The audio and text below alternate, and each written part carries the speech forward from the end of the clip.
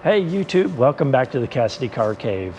Today we're going to talk about the two cars behind me that are sort of stuck in limbo as far as getting them back on the road, and a little bit about what I think about daily driving these cars that I have around the cave. But first, this.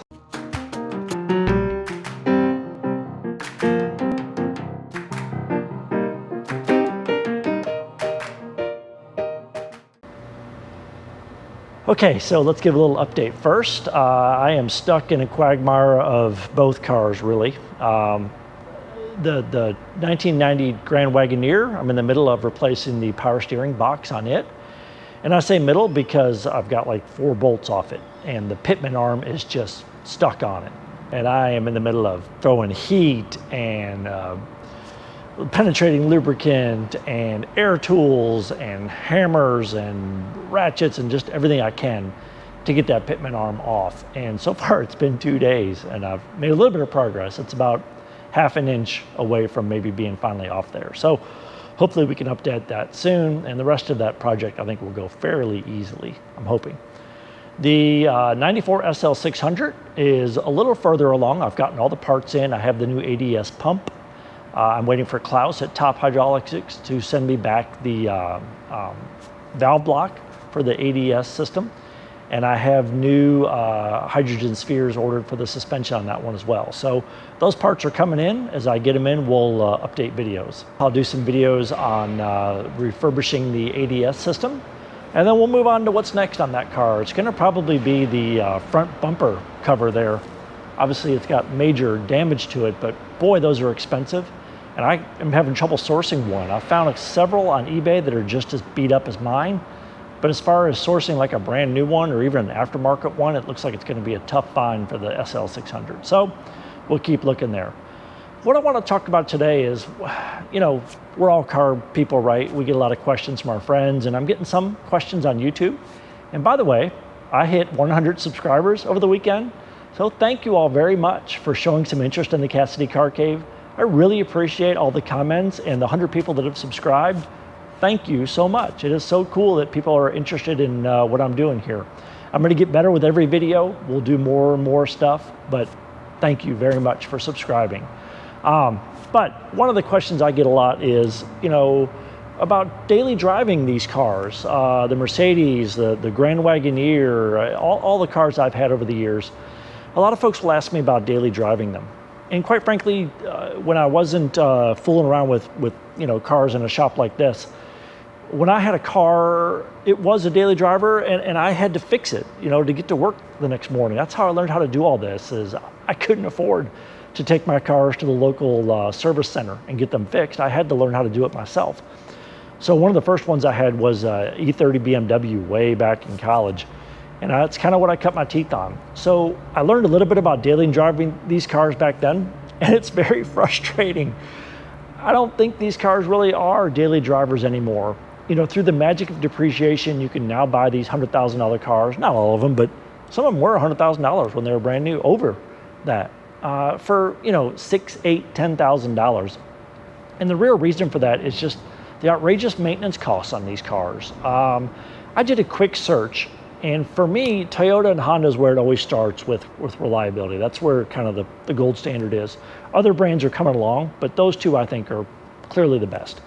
So if you look at like an alternator for a 2003 Toyota Camry Honda Accord, you know, it's going to be about 75 bucks, give or take. 75 bucks, you go to AutoZone, you're going to find an alternator for your Camry or Honda Accord. On these cars, you know, I just checked really quick on the 03 CL600 I used to have. You're talking like $250. Same for the SL600. They're just so much more expensive for everyday parts. And really the ratio stays the same, whether it's a water pump or an alternator or a power steering box or anything like that. And then the myriad of parts that these cars have that regular cars don't have, you know, ADS suspension and, you know, all the hydraulic cylinders for the roofs and just the crazy ways these companies do things. They're so expensive to maintain that it just gets to be outrageous, and they break so much that they'll drive you nuts being a daily driver. Talk about quality a little bit, and it used to be that, wow, Mercedes was the gold standard, hand-built, luxury car, quality, solid as a tank. I think that's probably still true for the older ones. But as far as the newer ones go, the ones I'm fooling with, mid-90s and beyond, the quality's just not that great. You can argue that their styling stands the test of time, but the quality just isn't that good. There's all these seals falling apart. You have wiring harnesses made out of biodegradable material that are just literally disintegrating in our hands. There's another video on that. I just threw away the old wiring harness for the SL600. These cars are not built that great. What keeps them on the road, I think, and what others I think have commented, is they're so expensive to buy that people are willing to invest more to keep them on the road. So if you got $100,000 in a car and it needs $6,000 or $8,000 worth of service, the first couple times you're probably going to do it. But after that, when you've done that a couple times and every 6-8 months you're coming back to the dealership or your service center and getting another bill for $6,000 or $8,000, you're done. You're going to buy a new one and just be done with it. And that's where the depreciation kicks in. That's where people like me start to be able to buy them. So it's not that the cars are that great, that the E320 is still driving after 30 years. It's just that people have spent so much money on them originally that they tend to maintain them a little bit better, and they're willing to put more money in them. But they're not that great of cars as far as reliability and fit and finish build quality goes. I'm just not that impressed, which sounds crazy because I have a whole bunch of them here. Let's take a walk around. The E320 back here, it's a great car, but again, it's got the wiring harness that could blow up at any moment. The Grand Wagoneer is a little bit different story. It's American made, parts bin special, so parts on that aren't that outrageous, but I mean, it's not well built. It's leaking everywhere. We'll look underneath it when I'm doing the steering gear, but man, it's leaking everywhere. The SL600 1994 Mercedes, not a great car. It's got various leaks going on and everything happening to it. Way back there's a E30 convertible. Again, I've had to do just about everything to that car. So they're not that great of cars to begin with, but they are really cool, right? So that's where it gets to be tempting to try to buy one of these as a daily driver. But if you do, you're going to be left on the side of the road so much that you're going to absolutely hate these cars. And you're going to want for something else, something that just is a better vehicle and won't leave you stranded on the side of the road all the time. So no, it's probably a heartbreaking decision to ever drive one of these cars as a daily driver. Particularly the CL600 I had, those twin turbo, that car. Oh, it just break your heart. It's like that girl you date or the guy you date that is gorgeous to look at, but they're going to mess around with your best friend, and you still keep them around anyways because they're just amazing when they're there. So no, they're not great cars, but I hear you. Like, why do I fool around with them? Because they're so much fun to drive when they are fixed, when they are working, and I enjoy working on them. I think I've said before that, what I do in my daily job is a nonstop, dealing with humans, and I love that job. But when I get over here, it's just me and a power steering box that needs replaced, and it's get a lot of satisfaction out of getting something done at the end of the day. So, people ask, well, which cars, can you daily drive on these? And I would say, you have to look for something that's fairly simple.